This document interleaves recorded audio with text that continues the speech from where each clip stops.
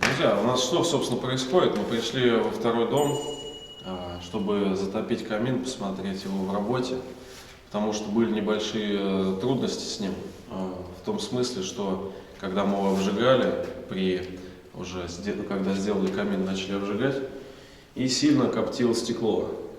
Вот пришли, сейчас стекло почистили. Берем губку, макаем ее в водичку, потом вот так в золу.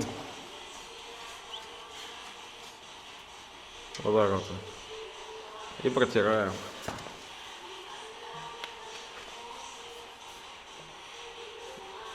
Все, а потом сухой тряпочкой. Да, открыто забыл.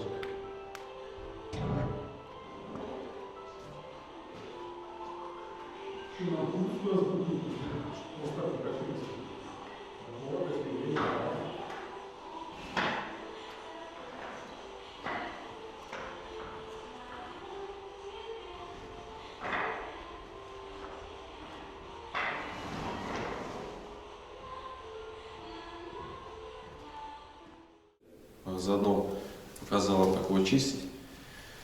И затопили. И в этот раз затопили маленьким количеством дров.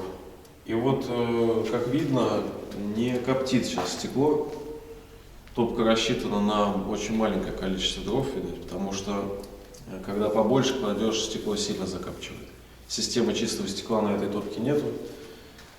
Вот. Мы еще сняли оголовок, чтобы проверить, как будет без оголовка работать, потому что ощущение, что он низковат.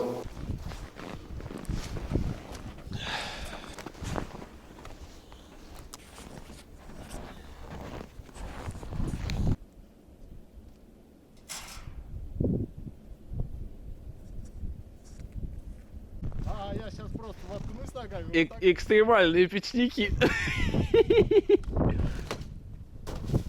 Хрена себе ты, блин, спецназовец.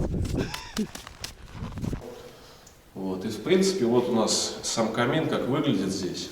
Можно увидеть его уже в окончательном виде до отделки. В дальнейшем еще он будет, естественно, штукатуриться, и плитка, там все. Вот. Дизайн решения очень интересный. И все, в принципе, вот пришли, проверили. Сейчас пойдем уже строить такой же, только в соседнем доме.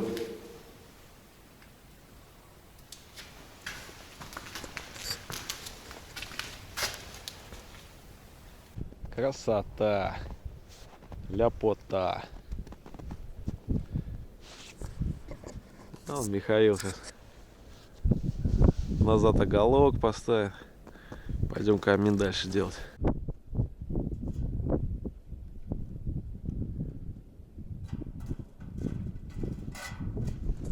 Сантиметров 20. Ага.